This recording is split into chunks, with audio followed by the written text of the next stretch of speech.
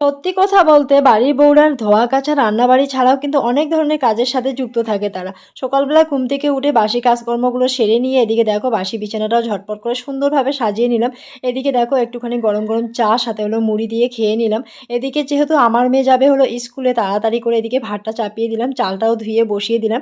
এদিকে ভাত ফুটতে, ফুটতে আমি এদিকে দেখো ফুলকপিটাও আরকি কেটে নিচ্ছি। তবে আজকে আর ডাল করব না, ফুলকপি আলুই একটুখানি দুপুরবেলা ঝোল করব আর একটু শাক করব। আর এদিকে আমার মেয়ের জন্য দিয়েছিল ডিম সিদ্ধ, আলু সিদ্ধ। এই খেয়ে মেয়ে গেল হলো স্কুলে। আর আমি দেখো সকালবেলা বেশ কিছুটা কাপড় আজকে ভিজিয়ে রেখেছিলাম সার্ফ জল দিয়ে।